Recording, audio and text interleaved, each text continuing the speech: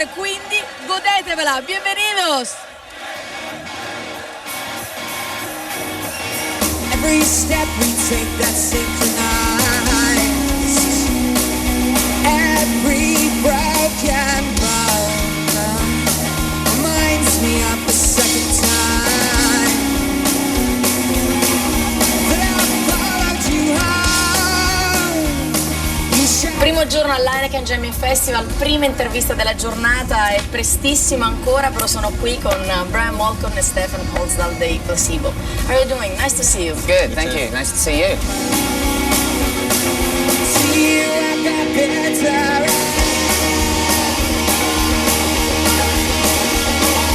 It's a perfect album when you're driving. I was driving to come here and I was like expecting the voice to show up, Yeah. and then it was like very nice, like a soundtrack. We'd like to give, in a way. We'd love for Bulletproof Cupid to be used as a Formula One theme or something, you know, the instrumental from the album, you know, that would be quite fun, you know. Like those 70s theme songs Yeah. and things like this. Because we like Formula One, we watch it a lot. I was never faithful and I was never one to trust. Borderline bipolar, forever biting on your nuts. Yeah. How is he, David Bowie? Like, How is he? Seen like from here to there. How was it working with him? How was it to be back with Mark Bolan music and T-Rex and that kind of things? Did you used to listen to that kind of glam scene or? No, not really, not very much. I used to listen to David Bowie, but not just Ziggy Stardust and Aladdin Sane, you know, Bowie's kind of like entire career, he's had several incarnations, you know, of himself, and they're all very interesting. You know, we admire him for his kind of like his, you know, how many times he's reinvented himself over his career, and that's how he's kind of achieved longevity. I remember we were in New York and we were working together on the Without You I'm Nothing single. And first of all, it's a great honor for David Bowie to call you up and say, I want to sing on one of your songs, you know, so you go, okay, great.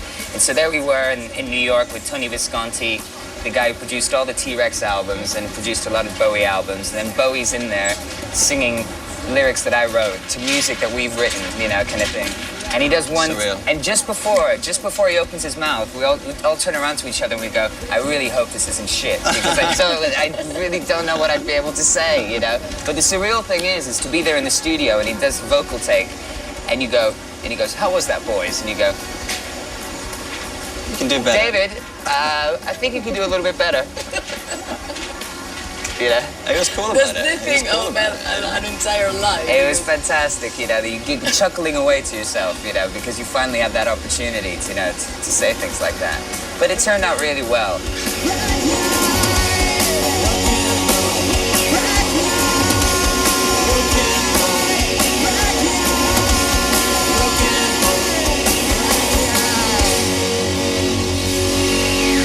Sleeping with Ghosts sounds very different, I guess, from his predecessor, Black American Music. It's like, is that correct if I say more raw? It's probably because behind the console there is Jim Abbas, which is the electronic mind behind Uncle or DJ Shade on the music. Black Market Music was a self-produced album. We wanted to work with someone who would come in and I think push us and also sort of come from a different angle and make us see our songs and songwriting from a different angle. So it was a very interesting, you know, experience, because every day we came in and it was, you know, there wasn't a lazy day in the whole recording process, because someone said, no, if you're going to do it that way, no, we're going to do it backwards. You know, it's like, fuck. So I think... So challenging too, Yeah, in for a us, way, yeah. for musicians. We really needed that. So you're We become perfectly agree. simultaneous people, yeah, all of a sudden. No, it's true. I mean, Jim really pushed us to a place that we'd never kind of been before, and kind of made us listen to our own music and have a different approach, method-wise, to music than we'd ever had before. And I think it was important for us to challenge ourselves, so that the audience could be challenged as well, because we believe that our listeners are sophisticated listeners, you know, and that they, you know, don't want the same thing over and over again, that they want freshness, you know, and that's what we were trying to achieve, you know. I think around the time of the fourth album, you run the risk of starting to repeat yourself if you don't make a great effort to try and push yourself into a different place musically. The balance that you have to strike between doing something new and at the same time not turning your back on what makes you uniquely you is uniquely Placebo, is the difficult equilibrium to strike. But I think we did pretty well on Sleeping with Ghosts. It still sounds like Placebo. Yeah, it's still a rock album done by Placebo.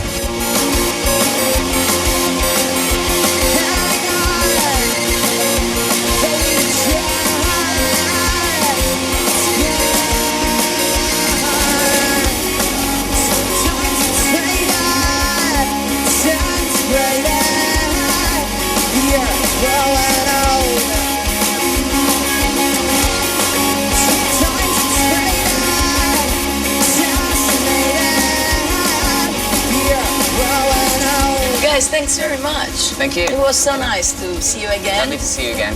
Hope we don't have to wait so long next time. Definitely, I hope that too. So make a record. No, first of all, enjoy this, and then we'll see definitely for the next record. And I'll see you tonight on stage. Cool. We're gonna try not to melt with the heat, like the Wicked Witch of the East. You know.